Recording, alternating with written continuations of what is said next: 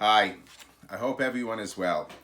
Today I'm going to discuss the practices of Avelis during the days of the Sefira. Between Pesach and Shavuos, we keep several Hanhagos Avelis to commemorate the death of the 24,000 students of Rabbi Revah. We want to commemorate their death because first we recognize, as Chazal tell us, V'haya ha'olam shamim, the world was desolate with the loss of the Torah when the 24,000 students of Rabbi Revah died. But more importantly, Chazal identify why the students were taken away. Chazal say, Shlo nahagu kavod zeh lezeh. They didn't treat each other with proper respect. We hope to be able to learn from their mistakes and to act better towards our friends and our peers, especially in the days leading up to Shavuos, when on Shavuos we re-accept the Torah. We want to make ourselves to be better people in order to make a proper Kabbalah Satorah. By keeping these halachas of Avelis, we keep in mind the tremendous tragedy which happened during this time. Like in many halachas of Avelis, one could look to be very lenient or one could look to be very strict. It's possible to be lenient and to find a loophole for almost all of those halachas. However, it's important not to do that, especially this year where we are going through our tremendous tzara. We ourselves are in a magefa, and we can much more identify with what happened to the students of Rabbi Revah. We should look to properly commemorate their death and to keep properly the halachas of Avelis. When do these halachas of Avelis apply? Chazal tell us that the Talmidim died between Pesach and Shavuos, but our tradition tells us it was not all the days between Pesach and Shavuos, only 33 days out of the 49. But which 33 days, it's not very clear. Because of that, there have been three main Minhagim of when to keep the halachas of the Sefira. Some people keep the halachas from Pesach until Lamed Gimel Haomer. Others start from Rosh Chodesh Iyar, which is this coming Friday, and go until 3 days before Shavuos. This year would be the Tuesday before Shavuos. A third minhag is to start from the second day of Iyar, this coming Sunday, and go until Erev Shavuos. Generally speaking, if you have a minhag, you are supposed to keep your family's minhag and not switch from one minhag to the other. However, in this area, Moshe Feinstein said it's different. Because there really is no difference which 33 days you keep, you are allowed to switch from one to the other.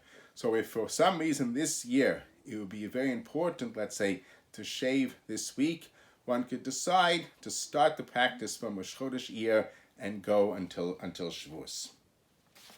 What's forbidden during the times, the 33 days that we keep? So there are three practices that are forbidden. One is it's dancing and music, haircuts, and weddings. So let's discuss dancing and music.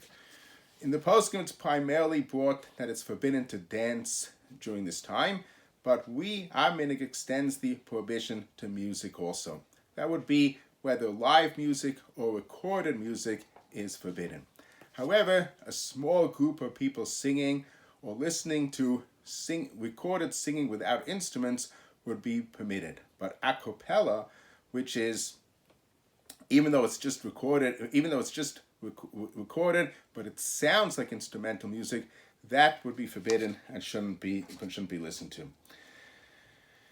So if you're listening to something like a story and there's just some background music, that's okay. Similarly, if you're going somewhere and the main reason you're going is not for the music and there's still some background music on, that's okay.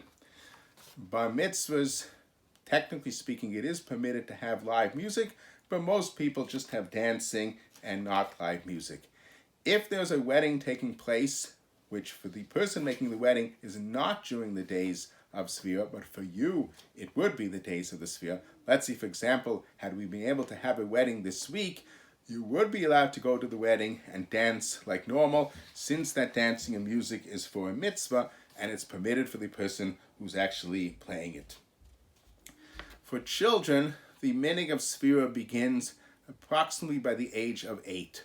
Under the age of 8, you are allowed to allow the children to listen to music, and you're allowed to be in the room as long as the music is primarily being put on for the children, and you're not intending to go ahead and listen. However, some people, even for younger children who understand that it would be prohibited, would choose to not have music even for children under the age of 8.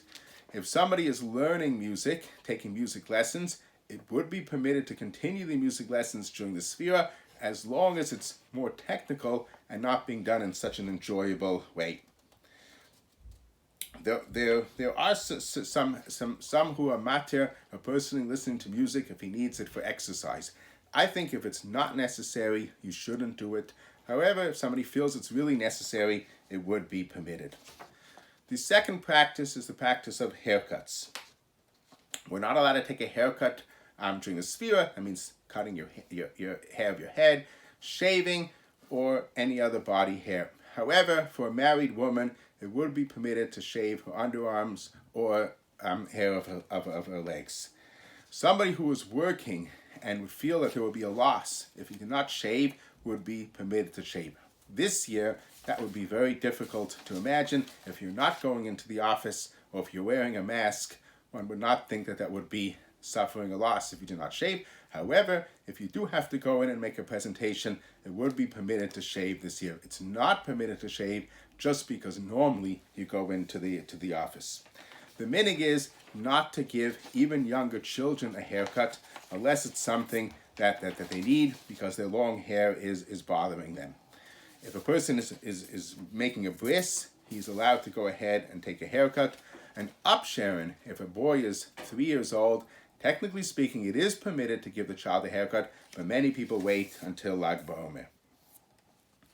The last thing is weddings. A minhag is not to make a wedding during the time of the Sefira. As we said, if somebody is making a wedding because it is during the days that it's permitted for them, you are allowed to attend the wedding and you're allowed to dance like normal. If somebody is making a wedding on Lag BaOmer, as we'll discuss, Lag BaOmer is permitted, and the wedding extends into the night after Lag BaOmer, even though it's now Lamed Dalet BaOmer, and for that person it may be the Sefira, it is allowed to continue the wedding and dance like normal. You're allowed to get engaged and make a vort. However, there should be no music or dancing at the vort. The other practices which we keep during the 3 weeks and the 9 days, like not buying new clothing, not making shechayanu, not cutting nails, do not apply during the days of the Sefira. There is no restrictions on buying new things during the days of the Sefira, and if you do buy something new that's very enjoyable, you are allowed to make the bracha of shechayanu.